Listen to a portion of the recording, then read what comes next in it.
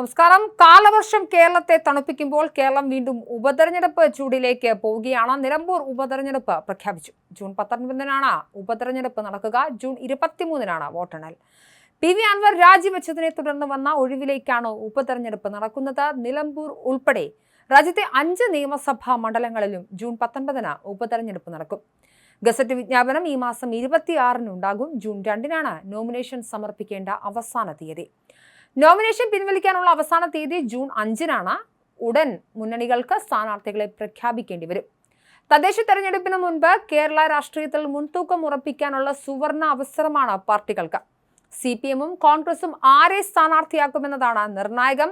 നിലമ്പൂർ ഉപതെരഞ്ഞെടുപ്പ് ഉടൻ നടത്തണമെന്നാവശ്യപ്പെട്ട് മുൻ MLA PV അൻവർ നേരത്തെ കേന്ദ്ര തെരഞ്ഞെടുപ്പ് കമ്മീഷന് കത്ത് നൽകിയിരുന്നു. ഉപതെരഞ്ഞെടുപ്പ് എത്രയും വേഗത്തിൽ നടത്തണമെന്ന ആവശ്യം ഉന്നയിച്ചായിരുന്നു അൻവറിന്റെ കത്ത്.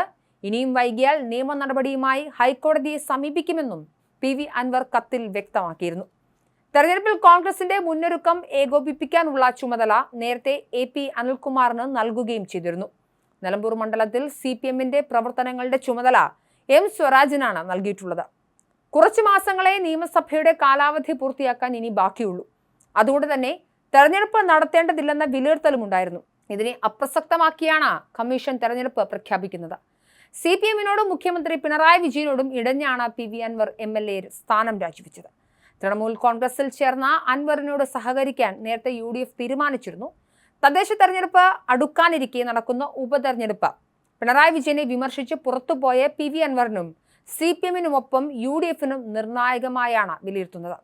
BJP-ക്കും ഈ തെരഞ്ഞെടുപ്പിൽ വോട്ട് ഉയർത്തേണ്ടതുണ്ട്. BJP-യെ രാജീവ് ചന്ദ്രശേഖർ നയിക്കാൻ എത്തിയ ശേഷമുള്ള ആദ്യ ഉപതെരഞ്ഞെടുപ്പ് കൂടിയാണിത് എന്ന പ്രത്യേകതയും ഇതിനുണ്ട്. KPCC-യുടെ തലപ്പത്ത് മാറ്റം വന്നിട്ടുണ്ട്. സണ്ണി ജോസഫ് എന്ന KPCC പ്രസിഡന്റിന് നിലമ്പൂരിലെ ജയം അനിവാര്യതയുമാണ്. എന്നാൽ മുഖ്യമന്ത്രി പിണറായി വിജയനും CPM-നുമാണ് നിർണായകം. ഇടതുപക്ഷത്തിന്റെ സിറ്റിംഗ് സീറ്റാണ് നിലമ്പൂർ.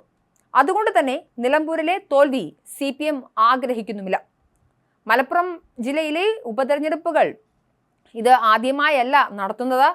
1970-ലാണ് ആദ്യം നിലമ്പൂരിൽ ഉപതെരഞ്ഞെടുപ്പ് നടക്കുന്നത്. CPM MLA K കുഞ്ഞാലി വെടിയേറ്റ് മരിച്ചതിനെ തുടർന്ന് നടന്ന ഉപതെരഞ്ഞെടുപ്പിൽ കോൺഗ്രസിലെ MP ഗംഗാധരനാണെന്ന് വിജയിച്ചത്.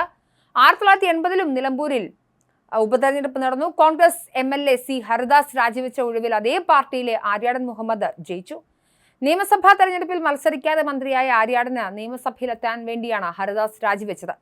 1984-ൽ മഞ്ചേരിയിലാണ് മറ്റൊരു മലപ്പുറം ജില്ലയിലെ പ്രദേശത്ത് ഉപതെരഞ്ഞെടുപ്പ് നടക്കുന്നത്. CH മുഹമ്മദ് കോയയുടെ മരണത്തെ തുടർന്ന് നടന്ന ഉപതെരഞ്ഞെടുപ്പിൽ ലീഗിലെ MPM ഇസ്ഹാഖ് കുരിക്കൽ ജയിച്ചു.